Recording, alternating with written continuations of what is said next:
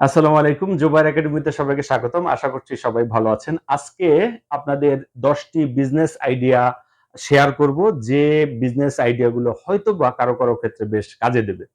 তো বিজনেস মূলত সেই পণ্য নিয়ে করতে হয় যে পণ্যগুলোর কম্পিটিশন কম কিন্তু মানুষের ভিতরে অনেক ডিমান্ড আছে। সেই ধরনের পণ্য নিয়ে মূলত কাজ করতে হয়। তো এতদিন তো সোপ নিয়ে বেশ আইডিয়া দিলাম যে সোপ নিয়ে বিজনেস করেন। তো সোপের পাশাপাশি কিছু আইডিয়া তাহলে শেয়ার করি। আমার এই আইডিয়া গুলো বেশ ফানি মনে হতে পারে কারো ক্ষেত্রে। তবে আমি একটু মার্কেট এনালাইসিস করে দেখেছি যে এই জায়গাগুলো একটু ভিন্ন টাইপের। মানে নিশ গুলো নিয়ে কাজ করলে এখানে কিছু একটা করা সম্ভব।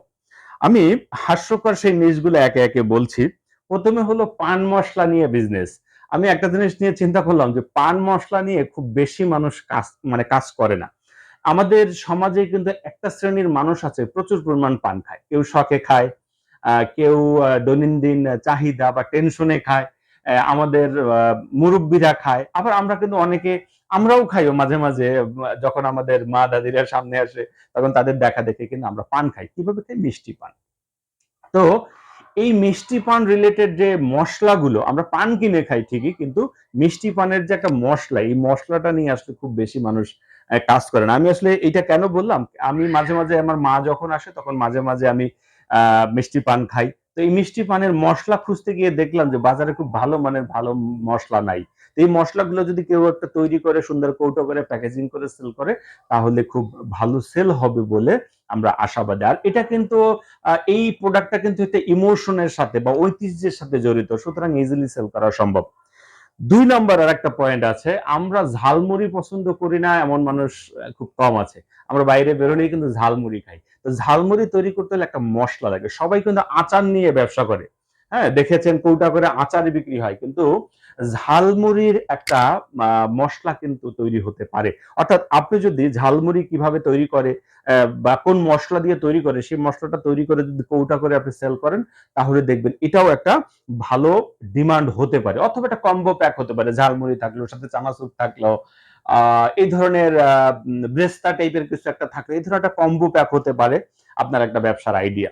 তো আমার কাছে কেন যেন মনে হয় এই যে ঝালমুড়ির মসলাটা নিয়ে ব্যবসা করা বা ঝালমুড়ি নিয়ে ব্যবসা করা আমার কাছে কেন যেন মনে হচ্ছে এটা একটা পারফেক্ট বিজনেস আইডিয়া হতে পারে। কারো ক্ষেত্রে এটা হাস্যকর হতে পারে। এরপর হলো কংক্রিট নিয়ে কাজ করা। কংক্রিট মানে হচ্ছে জিপসাম নিয়ে কাজ করা। বর্তমানে এই জিপসামের কিন্তু ভালো ডিমান্ড আছে। অর্থাৎ এটা একটা শৌখিন প্রোডাক্ট। এই শৌখিন প্রোডাক্ট অর্থাৎ হোম ডেকর আইটেম এটা হতে পারে। অর্থাৎ হোম ডেকর মানে হচ্ছে যে এটা ফুলদানি, যে কংক্রিট বিভিন্ন ধরনের মোল্ড আছে। আমাদের এখানে এই মুহূর্তে নাই। বিভিন্ন ধরনের কংক্রিটের মোল্ড-টোল্ড পাওয়া যায়। আমার এই মুহূর্তে নাই বা ভিতরে কোথাও আছে হয়তো বা কংক্রিটের মোল্ড। এই মোল্ডের ভিতরে জিপসাম পাউডার দিয়ে সুন্দর শোপিস তারপরে ফুলদানি, তারপরে এই ধরনের আইটেমগুলা ফুলের টব এই ধরনের অনেক কিছু তৈরি করা সম্ভব। আপনারা চাইলে কংক্রিটকে সুন্দরভাবে জিপসাম পাউডার গুলো থেকে মোল্ড কিনে আপনারা চাইলে বাসাবাড়িতে এই ধরনের কাজগুলো খুব ইজিলি করতে পারেন। আর সাথে যদি খুব হাইলি হ্যান্ড পেইন্ট করেন তার ডিমান্ড অর্থাৎ দেখা যায় যে একটা কংক্রিটের একটা পণ্য তৈরি করতে ৪০, ৫০, ৬০ টাকা বা ১০০ টাকা। সাথে একটু হাতের ডিজাইন বা হাতের আর্ট, হ্যান্ড পেইন্ট যদি হয়, তাহলে দেখা যাবে যে কংক্রিট প্রায় ৩০০, ৪০০, ৫০০ টাকা ইজিলি সেল করা যায়। কারণ আমরা কিনি, সেজন্য বলতেছি এগুলো আসলে খুব বেশি খরচ না। তো এরপরে ৪ নাম্বার বিজনেস আইডিয়া হলো ক্যান্ডেল নিয়ে কাজ। ক্যান্ডেল নিয়ে বর্তমানে অনেকেই কাজ করে অর্থাৎ মোমবাতি নিয়ে কাজ। বিভিন্ন অকেশনে বিভিন্ন সময় কিন্তু আমাদের বিভিন্ন রকমের মোমবাতি দরকার হয়। এটাও খুব বেশি কম্পিটিশন আছে তা না, কিন্তু নির্দিষ্ট একটা সংখ্যক মানুষ এই ক্যান্ডেল নিয়ে কাজ করে। আরেকটা হলো রেজিন আর্ট। রেজিন অর্থাৎ বিভিন্ন ধরনের রেজিন পণ্যগুলো আমার মাঝে মাঝে এখানে থাকে। আসলে এখন আমার স্টোরে রেজিন পণ্য বা এই মুহূর্তে কিছু দেখতে পাচ্ছি না। আমি আমার অফিস রুমে নিয়ে রেখেছি। রেজিন পণ্য এই মুহূর্তে নাই। আপনারা চাইলে যেকোনো প্রকার রেজিন টাইপের যে পণ্যগুলো এগুলা তৈরি করা অর্থাৎ মোল্ডের মাধ্যমে কিন্তু আপনারা এই রেজিন টাইপের যে পণ্যগুলো এগুলা তৈরি করতে পারেন খুব মানে সহজেই। রেজিন একটা অনেক বড় জায়গা, এখানে কম্পিটিশন কিছুটা আছে, তবে বাংলাদেশের প্রেক্ষাপটে খুব ভালো রেজিন নিয়ে কাজ করার মানুষ আমার এখন পর্যন্ত চোখে পড়ে নাই। যে কারণে আমি বলছি যে রেজিন মানুষ শেখায়, এই অর্নামেন্টস রেজিন দিয়ে অর্নামেন্টস তৈরি করা যায়, চাবির রিং তৈরি করা যায়, ঘড়ি শোপিস এগুলো তৈরি করা যায়, তারপর হোম ডেকর আইটেম গুলো তৈরি করা যায়।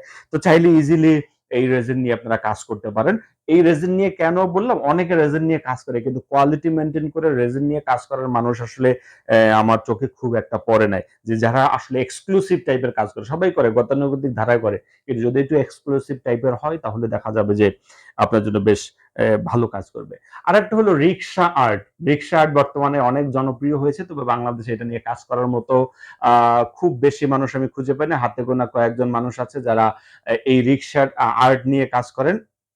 তো এই রিক্সা আর্টের মধ্যে যে বিষয়গুলো আছে সেটা হলো যে যেকোনো একটা আইটেম ধরেন আপনার সামনে এরকম একটা মগ আছে। হ্যাঁ, এই মগ আছে, তো রিক্সায় যে আর্ট গুলো দেখেন না, লাল নীল হলুদ সবুজ রঙিন যে আর্ট গুলো, ওই আর্টটাই যদি এই মগে করে দেন তাহলে এই মগের চেহারাটা টোটালি চেঞ্জ হয়ে যাবে। অর্থাৎ এই আর্ট গুলো আপনাকে শিখতে হবে, রিক্সা আর্ট বলে। এখানে এনামেল পেইন্ট থেকে সুন্দর করে রিক্সা, এটা হতে পারে পুরাতন হারিকেন, হতে পারে বিভিন্ন ফুলদানি হতে পারে, তারপরে ধরেন পুরাতন ল্যাম্প হতে পারে। এই যে পুরাতন পুরাতন জিনিসগুলো ম্যানেজ করে আপনারা এখানে আর্ট করে, এটা একটা হতে পারে আপনার ভালো একটা বিজনেস আইডিয়া, যেটাকে আমরা রিক্সা আর্ট বলে থাকি। এরপরে আরেকটা হলো ইনডোর প্লান্ট। ইনডোর প্লান্ট কিন্তু বর্তমান সমাজে কিন্তু মানুষ অনেক শৌখিন। ইনডোর প্লান্ট নিয়ে যদি আপনারা কাজ করেন, অর্থাৎ ঘরের ভিতরে যে গাছগুলো লাগানো হয়, যেগুলো আলো বাতাস খুব একটা দরকার হয় না, এই ধরনের প্লান্টকে যদি সুন্দরভাবে সুন্দর একটা পটে যদি নিয়ে আপনারা এটাকে সেল করতে পারেন, একটু ডেকোরেটিভ করে সুন্দর অ্যাট্রাকটিভ করে যদি ইনডোর প্লান্টস গুলো নিয়ে বিজনেস করতে পারেন, এটা হতে পারে আপনার জন্য একটা বেশ ভালো একটা আইডিয়া। এবং প্রচুর পরিমাণ ইনডোর প্লান্ট সেল হয়। আমি যেহেতু ব্যক্তিগতভাবে প্রচুর পরিমাণ প্লান্ট কিনে থাকি, সেক্ষেত্রে আমি বলছি যে এটার একটা হিউজ ডিমান্ড আছে আর কি। আরেকটা হলো ৮ নাম্বার যে আইডিয়া, সেটা হলো পাট ও বাঁশজাত যে পণ্য। এটাও একটা ক্রিয়েটিভ কাজ বলা যায়, যে পাট দিয়ে যে পুতুল তৈরি বা বিভিন্ন রকমের ব্যাগ, চট, জুতা, জামা কাপড়, এই ধরনের একটা পণ্য হতে পারে। আবার বাঁশ দিয়ে হোম ডেকোর আইটেম হতে পারে, যেমন আলোর জন্য এটাকে কি বলে, লেন্টিন বলে, এই টাইপের কি যেন আছে, এরকম বলে যে আলো ভিতরে ল্যাম্প দেওয়া, এই ধরনের অনেক কিছু। এছাড়াও বাঁশ দিয়ে অনেক সুন্দর সুন্দর জিনিসপত্র এগুলা তৈরি করা সম্ভব। বিশেষ করে এই ধরনের আইটেমগুলো টাঙ্গাইলে প্রচুর পরিমাণ দেখে অনেকে তৈরি করে, টাঙ্গাইলের দিকে আমি খেয়াল করেছি। তো এই বাঁশজাত বা পাটজাত পণ্য নিয়ে ব্যবসা হতে পারে আপনার জন্য একটা পারফেক্ট আইডিয়া। মানুষ এখন প্রচুর পরিমাণ শৌখিন হয়ে গেছে। নাম্বার ৯ হলো নকশি কাঁথা। নকশি কাঁথা, যে কাঁথাটা কিন্তু হারিয়ে যাচ্ছে। আপনার নকশি কাঁথা হতে পারে নিউবর্ন বেবির জন্য, নকশি কাঁথা হতে পারে বড়দের জন্য, নকশি কাঁথা হতে পারে।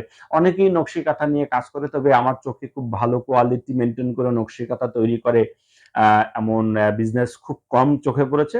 আর নাই সেটা না, আছে, তবে এই জায়গাটা কিছুটা কম্পিটিটিভ, তবে কোয়ালিটি মেনটেন করে কাজ করার মতো খুব বেশি মানুষ এখন পর্যন্ত চোখে পড়ে নাই।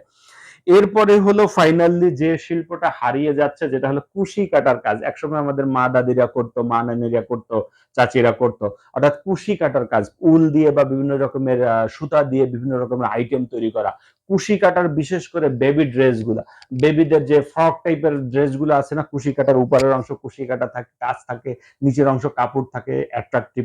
এই ধরনের বাচ্চাদের, অর্থাৎ আপনারা চাইলে এটা ২ বছর, ৩ বছর, ৫ বছর, ১০ বছরের মেয়ে বাচ্চাদের জন্য বিশেষ করে এই কুশি কাটার আইটেম গুলো করতে পারেন। তো এটাও কিছুটা কম্পিটিটিভ বলা যায়, তবে কোয়ালিটি মেনটেন করে মানুষ কাজ করার মানুষ খুব কম আছে। আপনারা চাইলে শুরু করতে পারেন। তো আশা করি এই ১০টা আইডিয়া আপনার জীবন বদলে দিতে পারে। তো পাশাপাশি বলছি, সোপ তো একটা অ্যাট্রাকটিভ একটা বিষয়, কারণ সোপ চাইলেই তৈরি করা যায় বিষয়টা এরকম না। এটার জন্য এটা তৈরি করতে হলে স্টাডি লাগে, পড়াশোনা লাগে, একটু নলেজ লাগে, আপনাকে কিছু জ্ঞান থাকতে হয়। তো যদি সোপ নিয়ে কাজ করেন, তো সোপ তো থাকলেই পাশাপাশি আরো ১০টা আইডিয়া আপনাদেরকে দিয়ে দিলাম। আশা করছি আপনাদের কাজে লাগবে। তো সবাই ভালো থাকেন, সুস্থ থাকেন। আল্লাহ হাফেজ।